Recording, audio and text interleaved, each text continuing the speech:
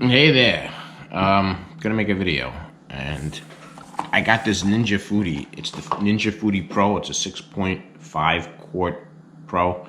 Just me and my wife, so I didn't buy anything big. They got an 8 quart version of it, but the 6.5 version of the Ninja Foodi has a new feature, and it's called Sous Vide. I guess I'm pronouncing it right here. It's this little button right here. What it does is it cooks stuff in water, and not at a high temperature, but at a low temperature. And I'm gonna cook me some New York strip steak. It's about 1.25 inches thick.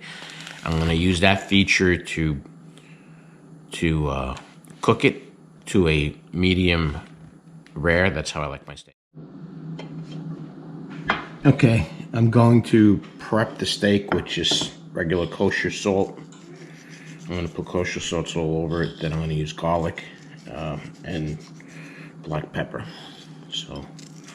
And then I'm going to put about a tablespoon of butter before I put it all in a vacuum bag.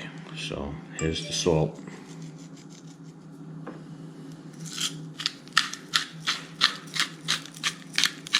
Pepper. I could use the garlic while I'm frying it in the pan, but I just want to put it on the stick right now. That way, while it's cooking in the Ninja, all the flavors will seal in. Once I get everything on there, I pat everything in. I'm gonna do the other side and then butter it. So that's what it's gonna look like before I put it in the vacuum bag. So let's do that, and I'm gonna start getting my Ninja ready, and we'll put it in the water.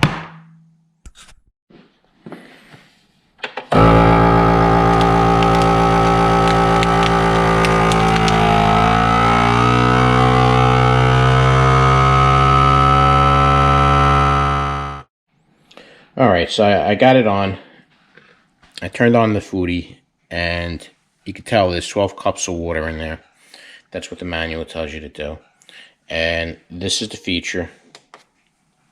And it defaults to 130 degrees. That's what I'm going to leave it on. And my time is going to be, I'm going to do 2 hours and 15 minutes. So in order for this to work, I got to put the pressure cooker lid. That's the fryer lid that stays up. I'm going to put the pressure cooker lid in here. Let me make sure I put it the right way. It's hard doing it with one hand. Alright, so once it's ready, it's going to tell me when it reaches 130 degrees, and then I'll reset the time to 215. So you put the cap on vent. You don't airlock it. So you put it on vent. And you just hit start. And it's going to preheat. And when it's ready, supposedly, I could just drop the meat in there and leave it for 2 hours and 15 minutes. It's telling me to add the food, and I'm going to turn this. I want to check the temperature of this water just to make sure it's 130 degrees. First time I'm using it, so let's see what it got up to. Look at that, 130 degrees. Oh, yep, it's hovering between 129 and 131, so I'll take the average. Very good, very good. So I'm going to add the steak.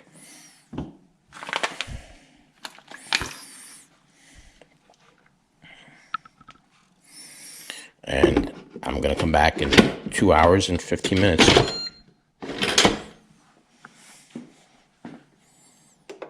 Let me just adjust the time to 2:15.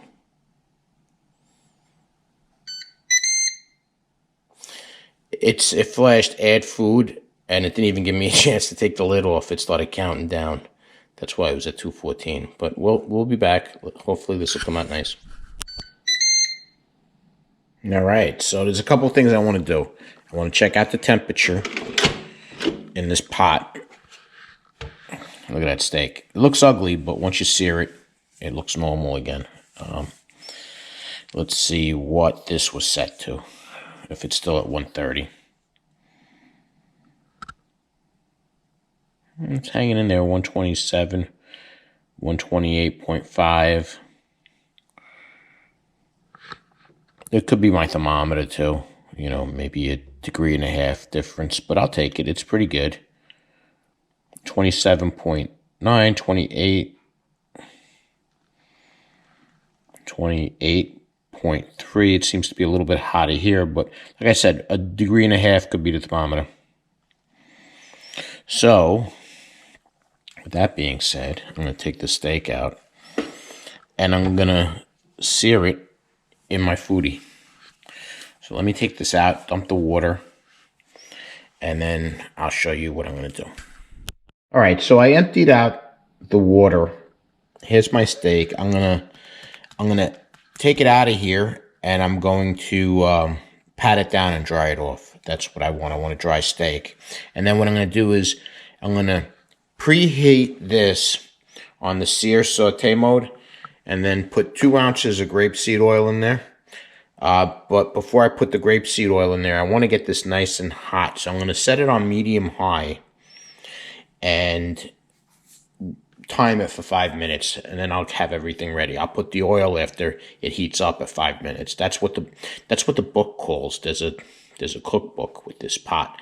So let me hit sear saute. I'm going to bring the temperature down to medium-high, and I'm going to, well, there's no time, I guess. So I'm going to preheat this for 5 minutes. So I'm going to hit start. And in 5 minutes, I'll pour the grapeseed oil. It'll give me enough time to pat down the steak and sear it in here. I'm just going to sear it in oil. There's butter in here, and as you can see, the butter made its way around the entire steak. Okay, 5 minutes passed, so I'm going to put some grapeseed oil in here. 2 ounces about. The only thing I don't like about this pan is that, see, it's round on the bottom. The oil just goes to the side, but I'll take care of that when I sear it. That's about 2 tablespoons, I think.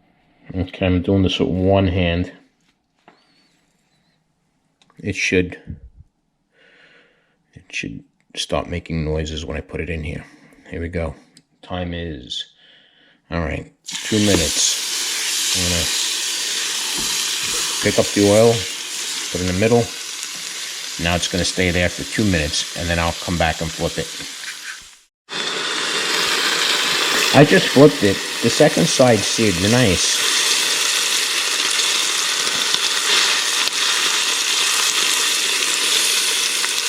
So I'm giving it another minute on either side. I'm going to take this off. I'll put it on a plate and we'll cut into it and see how it came out. All right, let me cut a little bit into it and we'll see. Cut right here. Oh wow, look at that.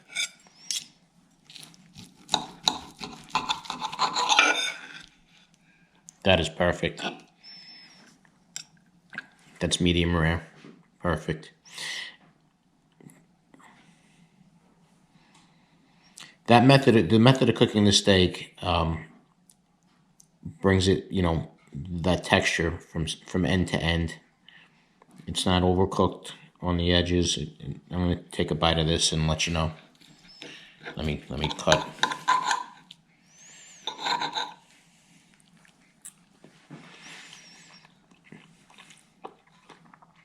This is really, really good. It's probably one of the best steaks. It's really tasty. One of the best steaks I ever cooked.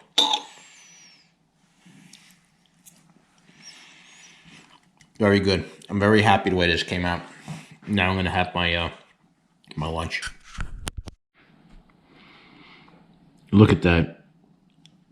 Just look at that piece. Really tender. It melts in your mouth like butter. What I would do a little bit different is probably lighten up a little bit on the salt, that kosher salt, and also lighten up a little bit on the garlic, the powdered garlic.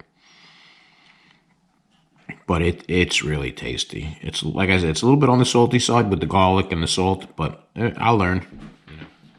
Thank you for sticking around for this cooking experiment. And if you liked the video, please hit like, subscribe.